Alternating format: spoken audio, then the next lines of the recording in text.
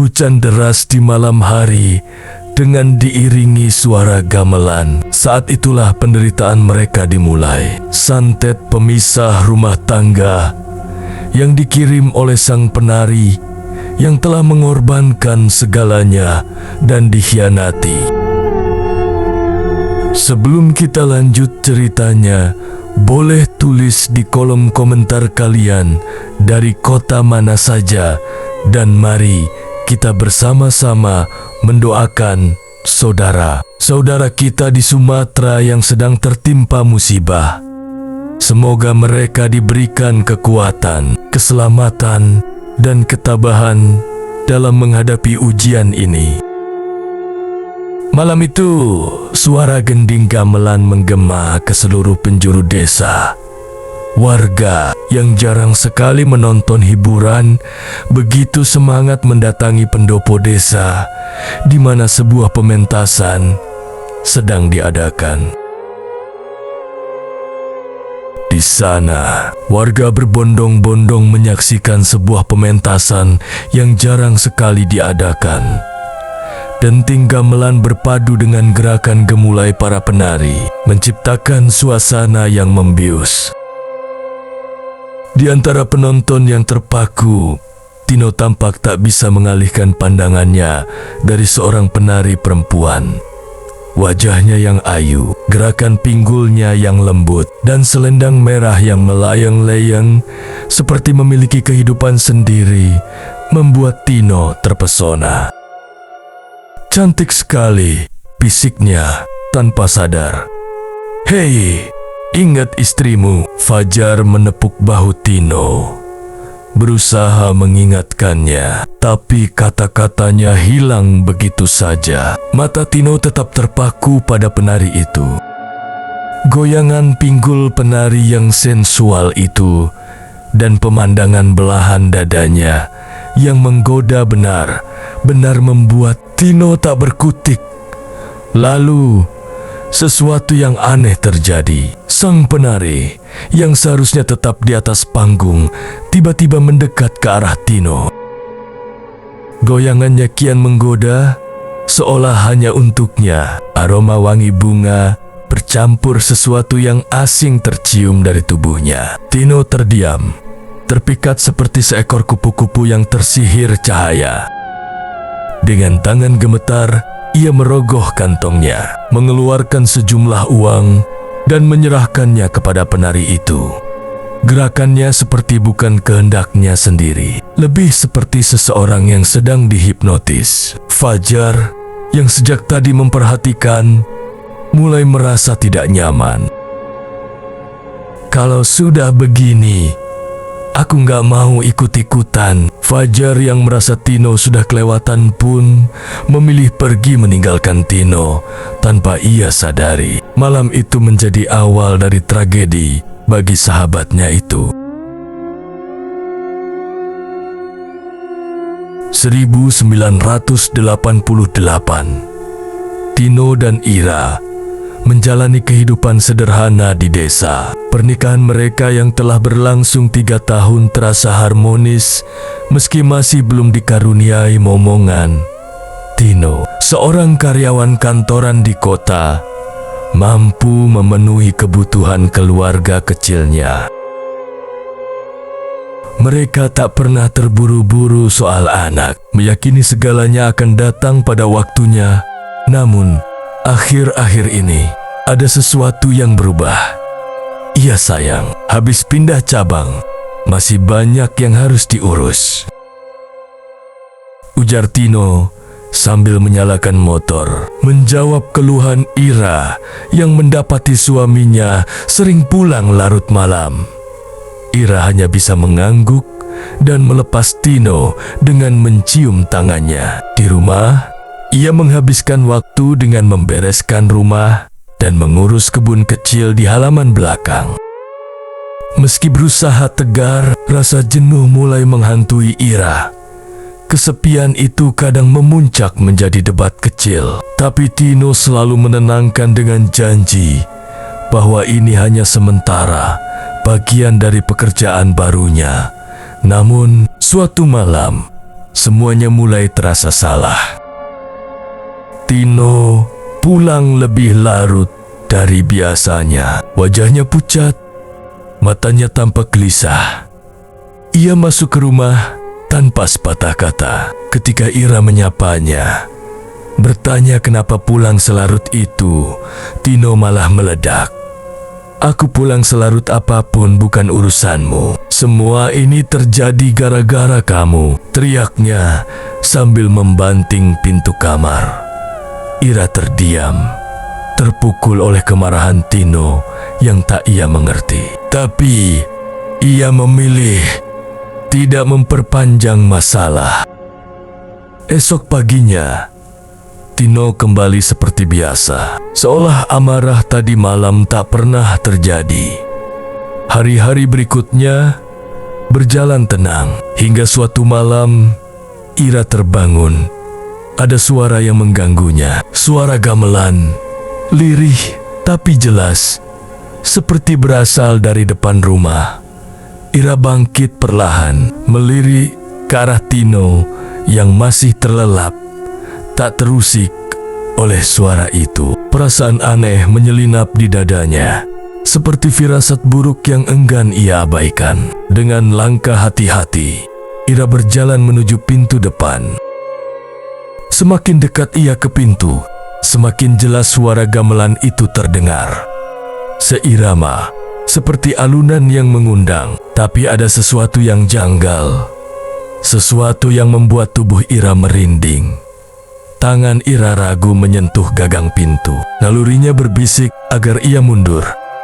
Namun suara itu semakin menggema, menghantui pikirannya. Dengan berat hati, Ira memutar gagang pintu dan membukanya perlahan. Angin kencang langsung menerobos masuk, menusuk kulitnya. Suara gamelan yang tadi mendominasi tiba-tiba lenyap. Di luar, hujan deras mengguyur bumi. Padahal sebelumnya, langit tampak cerah. Namun, bukan hujan yang membuat jantung Ira berdebar kencang. Di tengah halaman, seorang perempuan berdiri. Tubuhnya basah kuyup, tapi ia tetap menari. Gerakannya aneh, tak seperti gerakan tari biasa. Selendangnya melayang mengikuti ritme tubuhnya, seolah memiliki kehidupan sendiri. Ira terpaku, tubuhnya kaku. Lalu perempuan itu berhenti. Dengan perlahan, ia menoleh ke arah Ira. Wajahnya pucat, bibirnya melengkung membentuk senyum yang tak wajar. Lebar, mengerikan, seperti sedang menikmati ketakutan Ira. Jantung Ira seperti berhenti berdetak. Dengan sisa keberanian, ia menutup pintu dengan cepat, membantingnya hingga terkunci rapat. Tubuhnya gemetar saat ia bersandar di pintu. Kembali ke kamar, Ira mencoba memaksa dirinya untuk tidur. Namun suara hujan deras dan gemuruh petir di luar terus menghantuinya. Wajah perempuan itu terus terbayang di benaknya, membuat bulu kuduknya tak berhenti meremang.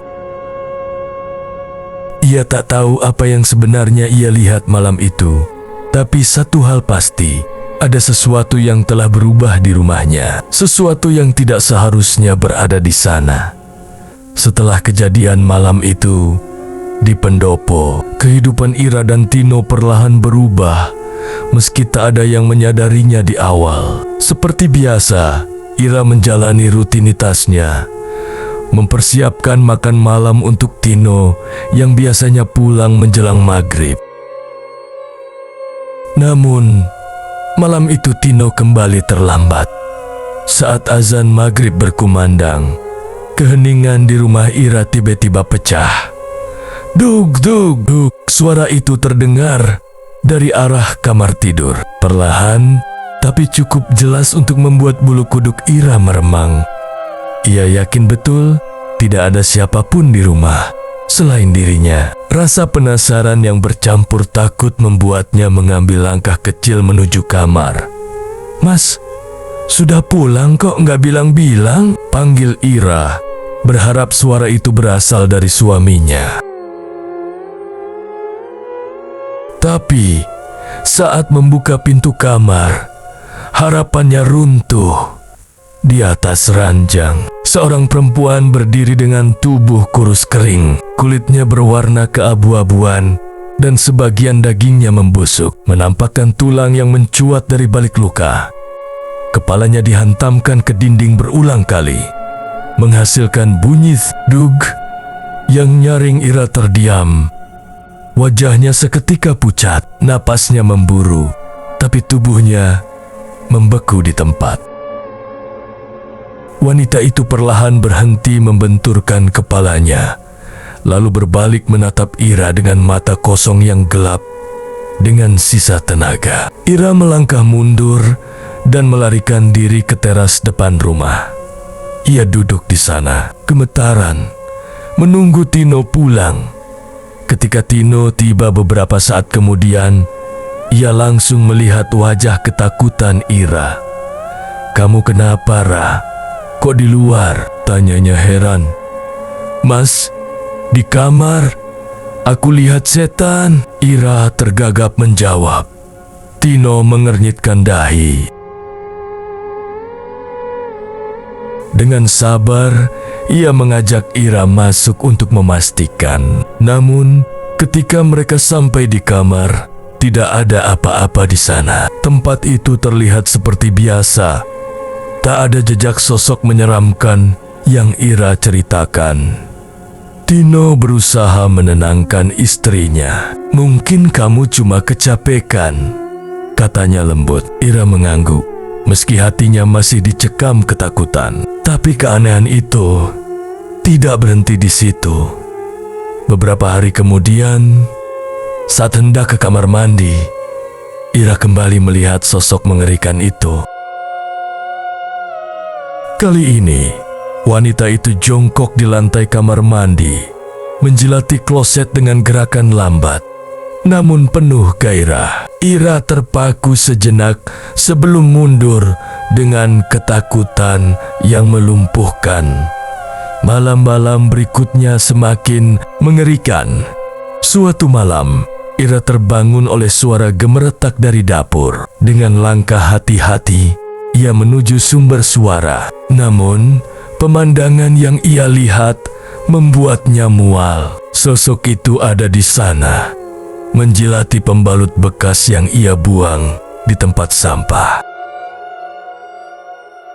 Ketakutan Ira berubah menjadi kecemasan mendalam. Tidak ada orang lain yang melihat sosok itu, termasuk Tino. Setiap kali ia mencoba bercerita, makhluk itu lenyap sebelum Tino sempat menyaksikannya. Sebagai tambahan, Ira mulai menderita penyakit aneh. Alat kelaminnya mengeluarkan bau busuk dan luka seperti bintil muncul di sekitarnya. Ia menutupi hal itu dari Tino, mencoba mengobatinya sendiri. Namun, puncaknya terjadi pada malam saat hujan deras mengguyur desa. Tino yang sedang tertidur lelap mendadak terbangun oleh suara gamelan yang menggema dari kejauhan. Bau busuk menyengat, menyeruak di kamar. Ketika ia menoleh ke arah Ira, apa yang ia lihat membuat darahnya berdesir. Ira dengan mata melotot dan wajah yang tidak lagi seperti dirinya, memelototinya dengan pandangan penuh amarah. Sebelum Tino sempat berkata apa-apa, Ira melompat ke arahnya. Kedua tangannya mencengkeram leher Tino erat-erat, berusaha mencekiknya. "Ira! Ira!" Tino berteriak sambil mencoba melepaskan cengkeraman itu. Namun, raut wajah Ira tidak menunjukkan tanda-tanda kesadaran. Itu bukan istrinya, itu sesuatu yang lain. Dengan panik, Tino meraih tali jemuran yang tergeletak di dekatnya. Dengan susah payah, ia mengikat Ira, menahannya hingga hujan berhenti dan suara gamelan perlahan menghilang. Saat itu, Ira tersadar, tangisnya pecah, menyadari bahwa dirinya baru saja mencoba membunuh suaminya. Tino memeluk Ira yang terus menangis. "Ra, aku percaya sekarang memang ada yang tidak beres di rumah ini." Ketakutan itu kini bukan lagi milik Ira seorang. Rumah mereka telah menjadi medan bagi sesuatu yang jauh lebih gelap dan mengerikan. 1990, 2 tahun telah berlalu sejak peristiwa aneh itu menghantam hidup Ira. Tubuhnya yang dulu sehat kini kurus kering dan wajahnya penuh keletihan. Tino, suaminya, semakin hari semakin menjauh. Selama 2 tahun itu, mereka tak pernah lagi berhubungan sebagai suami istri. Entah kenapa, Tino merasa tak sanggup mendekati Ira. Yang lebih mengerikan, pandangan Tino terhadap istrinya berubah drastis. Di matanya, Ira kini terlihat seperti wanita tua dengan kulit berkeriput dan wajah penuh luka. Perasaan jijik mulai menguasainya. "Sudah, Mas. Sakit? Apa salahku?" Tangis Ira memecah malam itu. Tino, yang sebelumnya dikenal sebagai suami penyayang, berubah menjadi sosok yang kejam. Suara benda pecah terdengar dari dalam rumah, membuat para tetangga khawatir. Ketakutan mereka terbukti ketika melihat Tino menyeret Ira keluar rumah. "Kenapa aku bisa menikah dengan perempuan menjijikkan sepertimu?" teriak Tino sambil menampar Ira keras-keras. Tanpa ampun, Tino memukuli Ira di halaman rumah, di depan mata para tetangga. "Biar semua orang lihat kamu perempuan macam apa," katanya sambil merobek pakaian Ira. Ira hanya bisa menangis, mencoba melindungi tubuhnya yang kini terpapar di depan banyak orang. Fajar dan istrinya yang kebetulan melihat kejadian itu langsung berlari untuk melerai. Istri Fajar dengan cepat menutupi tubuh Ira dengan kain jarik seadanya. "Tino, kamu gila. Dia itu istrimu," teriak Fajar, mencoba menyadarkan temannya. Tino balas berteriak, matanya merah penuh amarah. "Istriku! Dia bukan istriku. Dia pakai ilmu hitam buat memikatku. Sekarang lihat aslinya." Ira terisak mendengar tuduhan itu. "Tidak, Mas. Aku tidak pernah melakukan hal yang dilaknat Allah." Pertengkaran itu menarik perhatian warga. Beberapa orang ikut mencoba menenangkan Tino, sementara Fajar dan istrinya membawa Ira masuk ke dalam rumah. Fajar memaksa Tino duduk dan berbicara. Namun suasana di dalam rumah terasa semakin ganjil. Tino berbicara dengan nada linglung. Alasannya menyakiti Ira terdengar tidak masuk akal. Fajar mulai merasakan sesuatu yang tidak wajar terjadi pada temannya. Akhirnya, Ira diungsikan ke rumah Fajar untuk sementara waktu. Sedangkan Tino tetap di rumahnya, ditemani Fajar yang berusaha menenangkan dan mencari tahu apa yang sebenarnya terjadi. Fajar merasa ada yang janggal di rumah Tino. Ketika membantu membereskan kekacauan, pandangannya tertuju pada sebuah benda di sudut lemari yang setengah tersembunyi. Sebuah selendang berwarna merah dengan bordir emas. Ia merasa pernah melihat selendang itu sebelumnya, namun tidak di rumah ini. Ia mengingat selendang serupa yang pernah digunakan penari yang datang ke desa mereka beberapa tahun lalu. Setelah menenangkan Tino, Fajar mengajaknya berbicara secara serius. Awalnya, Tino mengelak, tapi akhirnya ia mengakui kebenarannya. Selendang itu milik seorang penari, wanita yang pernah ia dekati sebelum menikahi Ira. Tino sempat terbuai pesona wanita itu. Tetapi akhirnya ia memutuskan hubungan demi Ira. Wanita itu tidak terima diputuskan begitu saja dan sempat mengancam akan menghancurkan kehidupan Tino. Aku pikir itu cuma ancaman kosong, ujar Tino dengan nada penuh penyesalan. Aku tidak menyangka dia benar-benar melakukan ini. Fajar semakin yakin ada hal gaib yang memengaruhi Tino. Di mana penari itu? Tanya Fajar. Namun Tino menggeleng. Dia pergi. Dia mengatakan akan pergi dan membalas semuanya. Aku tak lagi bisa menemukan jejaknya. Ia membawa cerita itu kepada seorang kenalan, Pak Sarwono, seorang tokoh spiritual yang dihormati. Pak Sarwono mengonfirmasi kecurigaan mereka. Penari itu kemungkinan mengirim santet untuk menghancurkan rumah tangga Tino dan Ira. Keadaan pun semakin memburuk. Ira yang sudah sangat trauma akhirnya dipulangkan ke rumah orang tuanya. Tino dibiarkan hidup sendiri di rumahnya, sementara Fajar dan istrinya tetap mengawasi dari jauh.